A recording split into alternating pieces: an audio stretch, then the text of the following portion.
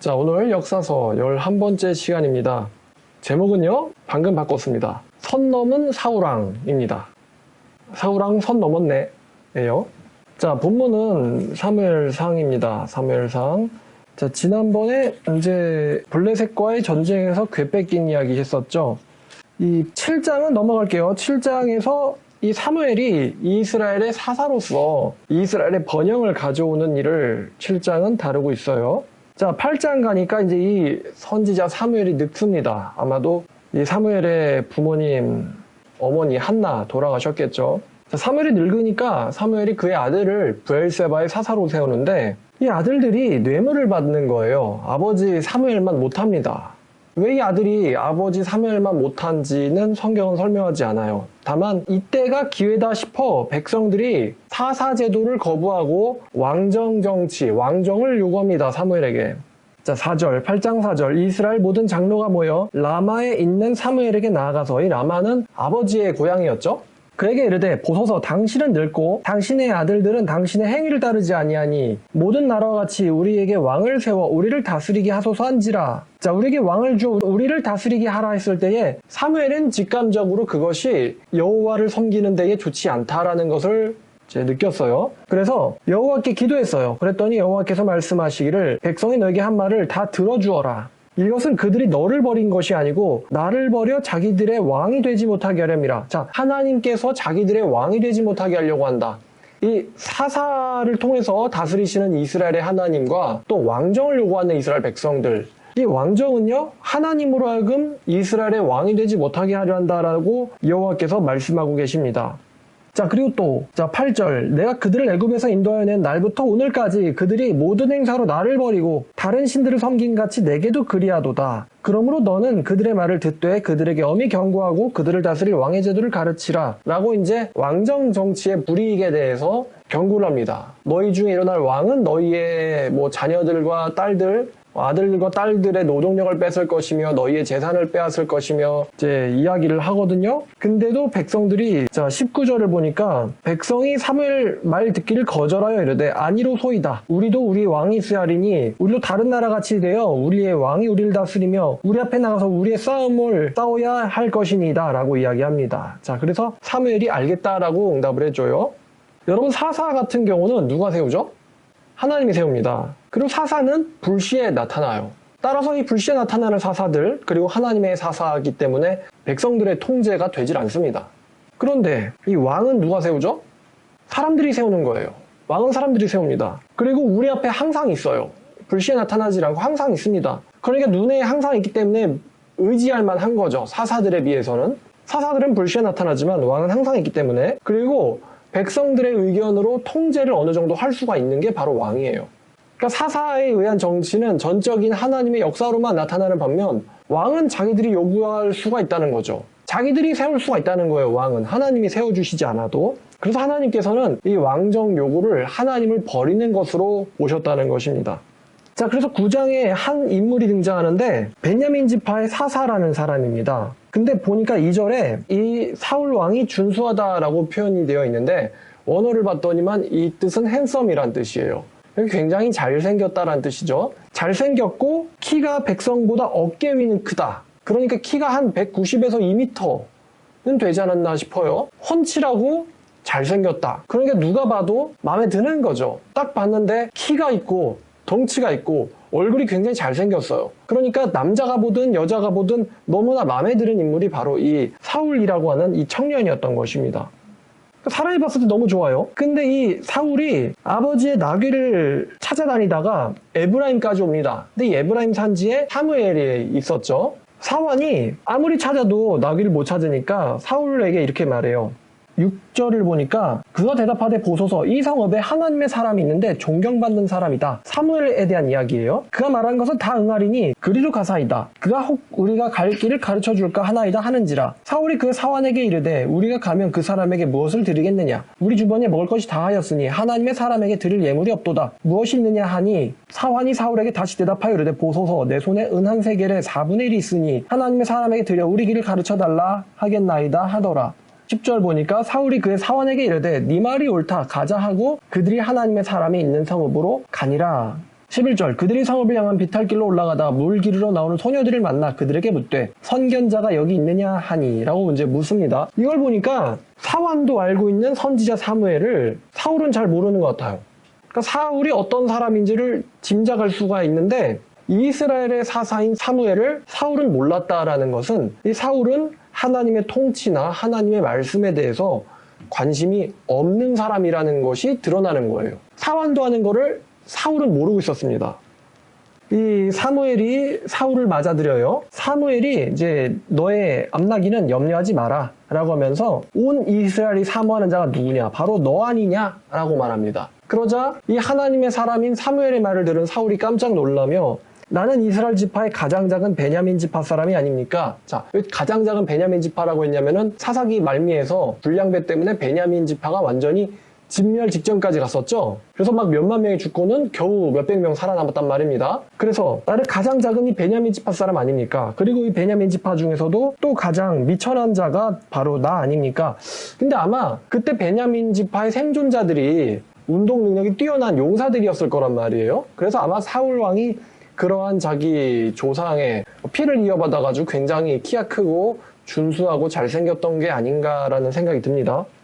자, 그래가지고 선지자 사무엘이 이 사울을 맞아들이는데 여러분 사무엘은 당시에 이스라엘의 사사였죠. 굉장히 힘도 있고 유명한 사람이었습니다. 근데 그러한 유명한 선지자 사무엘이 사울을 22절을 보니까 상석에 앉혀줍니다. 상석에 앉혀주고 23절에 보니까 사무엘이 요리사에게 말하기를 내가 내게 주며 내게 두라고 한 그 부분을 가져오라 해서 24절을 보니까 넓적다리와 그 붙은 것을 가져다가 사울 앞에 놓는지라. 자, 이것은 내가 너를 위해서 준비한 건데 놓고 먹으라. 내가 백성을 청할 때부터 너를 위하여 이것을 두고 이때를 기다리게 하였느니라. 그날에 사울이 사무엘과 함께 먹으니라 라고 하는데, 자, 넓적다리와 그 붙은 부분이 우리가 이제 제사를 배웠잖아요. 그러니까 이 부분을 킵을 해두고 구약으로 갑시다. 자, 출애굽기 29장 27절부터 28절까지입니다. 자, 너는 그 흔든 요제물 곧 아론과 그의 아들들의 의임식 순양의 가슴과 넓적다리를 거룩하게 하라. 이것은 이스라엘 자손이 아론과 그의 자손에게 돌릴 영원한 분깃이요. 자, 이 넓적다리 부분은 누가 취하는 거냐면 아론과 그의 자손이 취할 영원한 분깃이라고 합니다. 그러니까 오늘날에는 돈만 있으면 고기 먹는 일이야 쉽지만 옛날엔 그렇지 않았어요. 그래서 이 순양의 가슴과 넓적다리 이 부분은요 제사장들의 요리예요. 제사장들의 요리.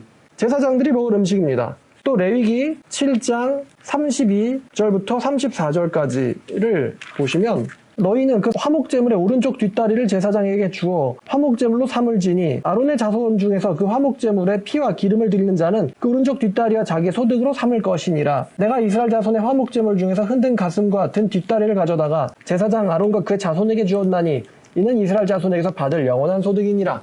자, 이 당시잖아요. 그러니까 이 제사의 제물로서의 넓적다리는 이 제사장을 위한 요리란 말이에요. 한마디로 굉장히 진귀한 요리란 말이죠. 근데 이 진귀한 요리를 하나님께서 주신 건데, 자, 이 부분을 사무엘이 사울에게 줘요. 하나님께서 얼마나 제사장들을 사랑하시는지 제사장들이 먹을 것들을 잘 챙겨주신단 말이죠. 자, 사무엘이 사울을 상석에 앉히고 제사장이 먹을 부위를 주었다. 이게 좀 기억을 해둬야 되는 부분이에요. 그러니까 사울이 기분이 어떻게 했어요? 난 굉장히 미천한 지파의 미천한 자라고 생각하고 있었는데 갑자기 한 나라에서 가장 유명한 사람이 자기를 상석에 앉히고는 자기가 먹을 요리를 사울에게 주는 거예요. 그러니까 갑자기 미천한 대접받던 사울이 갑자기 지도자 같은 대접을 받게 된 거죠. 기분이 굉장히 좋았을 겁니다. 자, 그래서 이제 이 사울과 사무엘이 굉장히 다정하게 대화를 많이 나눠요. 다정하게 대화를 많이 나누고는 이 사울이 사무엘에게 부음을 받습니다. 10장 1절에 사무엘이 기름병을 가져다가 사울의 머리에 붓고 입맞추며 이르되 여호와께서 내게 기름을 부으사 그의 기업의 지도자로 삼지 아니하셨느냐라고 이야기를 합니다. 자, 그러면서 몇 가지를 예언을 해줍니다. 사울이 행할 몇 가지 일들에 대해서 예언을 해줘요. 네가 이러이러한 일들을 하게 될 것이다. 이렇게 예언을 해주는데 그 중에 자 7, 8절 보죠. 10장 7, 8절 이 징조가 너에게 임하거든 너는 기회를 따라 행하라. 하나님께서 너와 함께 하시느니라. 너는 나보다 앞서 길갈로 내려가라. 내가 내게로 내려가서 번제와 화목제물 드리리니 내가 내게 가서 네가 행할 것을 가르칠 때까지 너는 7일 동안 기다릴지니라. 7일 동안 기다려라 라고 7일간 기다려라. 이거 별거 아닌 것 같지만 중요한 대목이거든요. 이 부분 기억해 두셔야 돼요. 그러니까 사무엘이 사울에게 자 이제부터 너에게 이러이러한 일이 일어날 것이다. 너는 예언도 할 것이고 이러한 이적도 볼 것이고 그 다음에 네가 높아질 때에 네가 나에게 지도를 받기 위해서 7일 동안 너를 대기를 해라. 7일 동안 너는 대기해라. 이런 딱 경고를 해줘요. 이제 경고, 이제 중요한 이야기죠. 훗날 이 구절이 사울의 인생의 운명의 첫 번째 갈림길이 됩니다. 자, 근데 사무엘이 개인적으로 사울을 왕으로 인정한다 할지라도 이제 이 인정이 모든 지파에게 알려줘야 되거든요. 그래서 이스라엘 백성들이 이제 제비를 뽑는데 여러분 제비 뽑는 것은 종종 하나님의 신탁을 받는 요령이었어요. 제비를 뽑는 거. 자, 그래서 10장 20절과 21절을 보니까 제비를 뽑았는데 베냐민 지파가 뽑혔고 베냐민 지파를 뽑았더니 마들의 가족이 뽑혔고 그 중에서 또 사울이 뽑혔다. 라고 합니다. 하나님이 하신 거죠. 제비를 뽑았는데 결국에는 사울이 뽑혔습니다. 근데 사울이 없어요. 21절. 사울을 찾아도 찾지 못한지라. 그러므로 사람들이 여호와께 묻되 그 사람이 여기 왔나이까? 라고 물어보니 여호와께서 대답하시되 그가 진보다리 사이에 숨었느니라 하였더라. 여기서 또 이 사울의 성격이 나오는데 상석에 앉아서 넓적다리를 먹던 이 사울이요. 근데 사울이 막상 이스라엘 백성들을 죄다 모아놓고는 제비를 뽑으니까 이때는 또 두려워가지고 숨어있어요. 이럴 땐 숨어있다. 그러니까 개인적으로는 사무엘을 만나서 대화할 수도 있는데 대중에게 드러나는 거에 대해서는 굉장히 부끄러워합니다. 키가 크고 잘생겼는데 이 사람의 본질이 뭐냐면은 제가 보는 이 사람의 본질은 이래요. 겁쟁이라는 것입니다. 사울은 겁쟁이다. 그러니까 기름 부음 받을 땐 좋았지. 근데 백성들한테서 나타나려고 하니까 겁이 나는 거예요. 하나님의 결정에 대해서. 훗날 이 사람이 이제 다윗이 왕이 되는 것을 막기 위해서 온 나라의 군대를 이끌고 다윗을 쫓아다니잖아요. 어쩌면 이것도 겁이 많기 때문인 것 같아요. 겁이 많기 때문에. 자기가 누리던 것들을 빼앗길까 봐에 대한 두려움, 자기가 죽을까 봐에 대한 두려움, 여러 가지 두려움 때문에 이 정의로운 삶을 살지 못하고 비굴한 삶을 살게 된 게 아마 겁 때문이 아닐까 싶어요. 사울의 본질은 겁쟁이라는 것입니다. 어찌됐든 백성이 이 사울을 데려와가지고 세워봤는데 백성들보다 23절 보니까 다른 사람보다 어깨 위만큼 컸더라. 그러니까 이스라엘 백성이 보니까 성인 남자들이 쭉 써있는데 저 제비에 뽑힌 사람은 그보다 머리 하나를 쑥 올라온 거예요. 엄청 크죠? 머리 하나가 더 올라왔고 얼굴도 굉장히 잘생겼어요. 덩치도 크고 얼굴도 굉장히 잘생겼어요. 그래서 백성들이 보니까 너무 마음에 드는 거예요. 너무 마음에 들어. 야, 역시 하나님의 신탁이다. 그러면서 이 사울을 이제 드디어 왕으로 모든 백성들이 왕만세를 외치면서 이제 받아들입니다. 받아들여요. 근데 이제 어떤 사람들, 27절에 이 재밌는 사람들 또 나왔네. 어떤 불량배, 그죠? 불량배. 자, 여러분 불량배. 그럼 무슨 아들? 벨리알의 아들. 그죠? 벨리알의 아들. 자, 벨리알 무슨 뜻이죠? 뭐 바알의 이름이기도 한데 가치가 없는, 무가치한 이런 뜻이 있다고 했어요. 그러니까 무가치한 자, 다시 말하면 백수란 말이죠. 자, 백수들이 제가 뭘 하겠어? 정말 우리를 구원하겠느냐라고 이제 이야기하면서 예물을 바치지 아니했더니 이 사람은 잠잠했다라고 이야기합니다. 자, 11장. 드디어 이제 이 제비 뽑기를 통해서도 사울 왕이 백성들에게 왕으로 알려졌는데 이 사울이 어떤 자냐라는 것을 한마디로 실력을 통해서 백성들한테 보여줄 이게 필요하거든요.